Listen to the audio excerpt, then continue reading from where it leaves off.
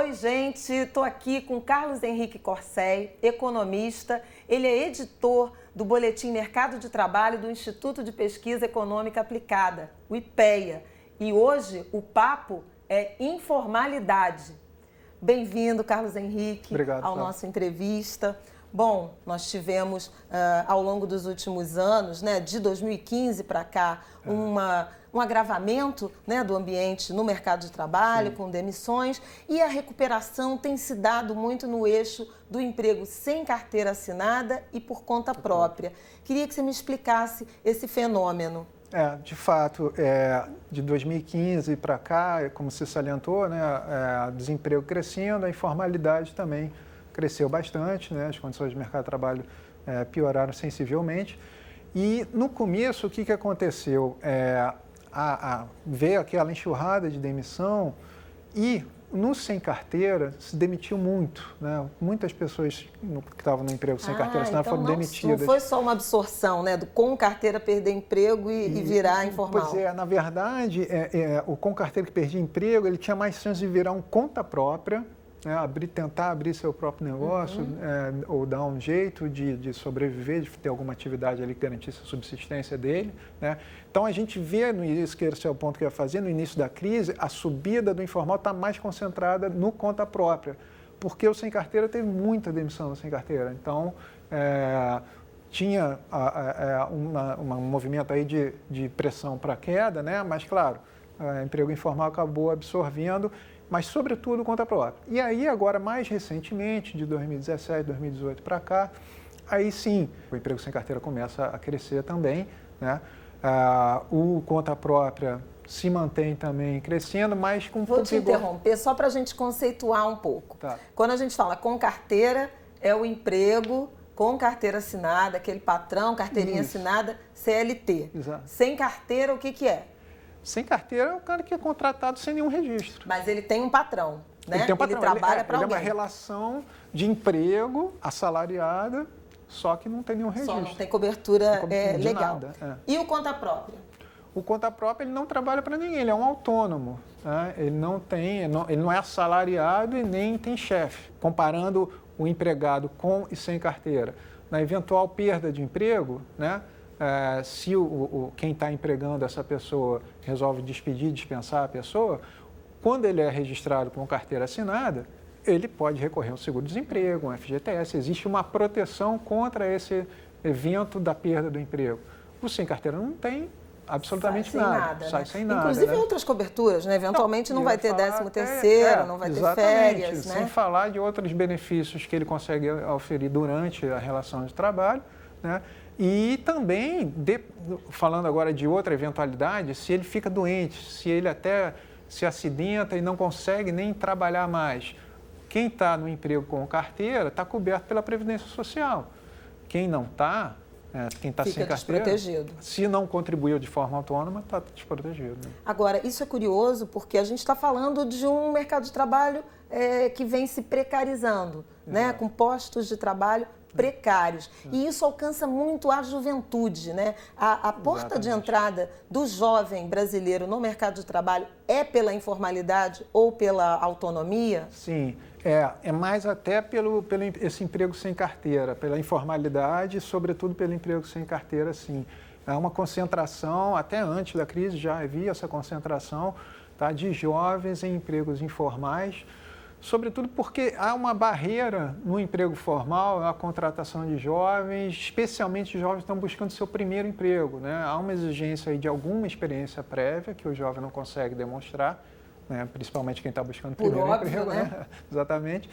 E aí, de alguma forma, o setor informal acaba absorvendo e o jovem aceita para tentar furar esse bloqueio, essa barreira da experiência prévia, né? Como é que a gente resolve, por exemplo, essa condição, essa resistência de oferecer emprego formal ao jovem? Como é que aumenta essa inserção do jovem, da juventude brasileira, nos melhores empregos que, de modo geral, também tem um salário melhor, né? Sim, Um em geral carteira andam assinada. juntos, em geral estão em empresas mais produtivas, que conseguem pagar um salário melhor e um ambiente de trabalho também de boas práticas e tudo. Então, tem, na verdade, um mecanismo já sendo executado já há muito tempo, que é o contrato de aprendizagem. O contrato de aprendizagem visa exatamente fazer esse papel e, de certa forma, tem funcionado, né, a isso. Porque ele coloca o jovem em contato, primeiro, é um contrato de trabalho formal, né? Traz benefícios para os jovens. Envolve jovens de 14 a 24 anos, Exato. Né? Que estejam estudando. Tem que estudar, né? O contrato é esse. O contrato é, você tem uma experiência prática na empresa, você ajuda a empresa, mas você tem que simultaneamente fazer uma formação, né? Então, ele combina a dimensão da qualificação com a experiência de trabalho, né, em loco, na firma, né? E ele é um contrato que permite que o jovem tenha contato com empresas mais produtivas, que pagam salários melhores, até pelo desenho que se tem de cotas de aprendizagem, tá? Então, o número de jovens aprendizes tende a ser maior em empresas maiores, né, que tendem a ser as empresas que também pagam mais e têm as melhores condições de trabalho. 5 a 15%, né, do total de funcionários da empresa deveriam ser de aprendizes. Na verdade, o total de funcionários que estão em ocupações que requerem formação específica. Okay. Né? Mas é isso. Então, como é uma coisa proporcional, né, tende a ser mais frequente em empresas maiores. Então, é uma forma do jovem ingressar num mercado de trabalho que talvez ele não tivesse condição de ingressar, pelo menos tão cedo, né, na sua trajetória profissional. Outro eixo é o conta própria. Tem muito jovem no trabalho autônomo e em que medida a gente pode trabalhar para transformar esse autônomo, que de modo geral está esperando uma vaga formal, transformá-lo num empreendedor que vai efetivamente desenvolver o seu negócio e gerar emprego futuramente? Isso no Brasil ainda não é uma realidade para o jovem, né? O que a gente vê mais é que o conta própria já é uma pessoa que está numa outra fase, né? Já teve uma experiência no mercado de trabalho, entendeu como é que um determinado negócio funciona, né? E aí resolve montar, acha que ele já tem condição de montar, talvez tenha dado tempo também de acumular alguma coisa necessária para fazer um investimento inicial, né? É muito comum em análise de você ter uma distinção entre o conta própria de subsistência e o conta própria de fato empreendedor, né? Então, essa segunda categoria... Vocação, ou porque tem uma oportunidade de se inserir pela via do empreendedorismo. Uma oportunidade. Nesse mundo de transformações que a gente está vivenciando, né, você tem que estar sempre de olhos abertos, que podem estar tendo oportunidades, né, em alguns nichos, que o jovem, às vezes, está super ligado, né? Então, acho que é um caminho, sim, para o jovem que a gente deveria tentar apoiar e facilitar. Carlos Henrique, a gente teve a entrada em vigor de uma reforma trabalhista em final de 2017. Me parece que os resultados ainda não são visíveis, né? Mas foram inseridas algumas novas modalidades de contratação. Contrato intermitente, período determinado. Em que medida você acha que essas novas formas se relacionam com a mão de obra mais jovem? Sim. Olha, vou começar até por uma outra, que é a jornada parcial. O contrato de jornada parcial já existia, mas ele sofreu uma mudança aí com a reforma trabalhista, né? Ele era um contrato que não era atrativo para o empresário, nem mesmo, às vezes, para o trabalhador. Tinha muitas barreiras, muitas amarras que tornavam ele difícil de ser implementado na prática. Agora não, com a nova modalidade que entrou em vigor com a reforma trabalhista, é um contrato mais atrativo que eu acho que pode absorver, sim, bastante da força de trabalho jovem, né? O intermitente... agora é que está deslanchando, né? Demorou um tempo, eu acho que... é aquele em que o empregador, você tem um vínculo, mas você só vai receber quando for chamado para trabalhar. Exato. E no resto do tempo, não, né? Não, exatamente. É um contrato onde você não tem certeza quanto que você vai trabalhar, né? E também quanto que você vai receber.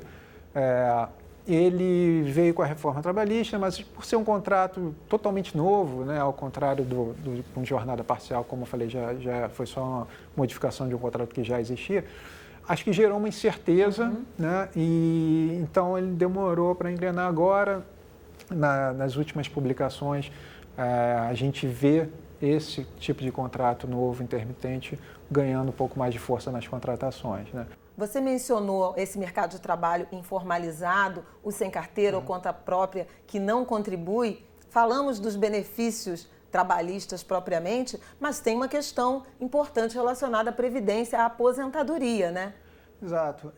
Tanto do lado do trabalhador, né, como esse emprego com carteira assinada por tempo determinado, que a probabilidade de contribuição é muito mais alta, né, ele encolhendo essa modalidade de relação de trabalho e outros empregos, outras modalidades de relação de trabalho, aumentando a participação, onde a contribuição da Previdência às vezes não é compulsória, né, depende, né, da vontade do próprio trabalhador, é necessário o trabalhador ter consciência da importância, né, dele contribuir para estar coberto pelo sistema. E do ponto de vista do funcionamento do sistema, o encolhimento com carteira desse tipo de emprego que tem uma probabilidade maior de contribuição é preocupante, porque é daí que se arrecada para o sistema, né? E tem jovens preparando para envelhecer, né? Exato. Porque todos vamos, não é isso? Sobretudo, o jovem tem que ter isso em mente, né? Eu queria um conselho seu para um jovem brasileiro que está desempregado ou subutilizado ou desalentado até, né? Aquelas pessoas que deixam de procurar trabalho porque acham que não vão conseguir. O que faz nesse período? Qual é a sua recomendação em relação a quem está entristecido pelas condições do mercado de trabalho? Não, a primeira recomendação que eu faço é aqueles que podem continuar estudando, né, não abandona a qualificação, seja o estudo regular, seja uma formação complementar, uma especialização. Isso faz diferença, especialmente para o jovem, porque, como a gente estava comentando, o jovem não tem um currículo extenso para mostrar para um potencial empregador.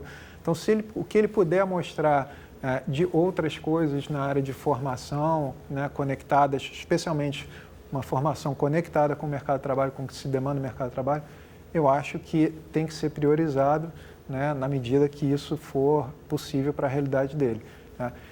E em relação ao mercado de trabalho em si, não desistir de procurar, né? Não, porque às vezes as pessoas falam, eu me mexi aqui nessa semana, eu bati na porta de um monte de empresa, enviei currículo, olhei vários sites, não sei o quê, e agora eu vou sentar aqui e vou esperar para ver se dá alguma coisa. Não. É permanente. A busca tem que ser permanente, ainda mais no contexto que a gente está hoje, a busca tem que ser permanente.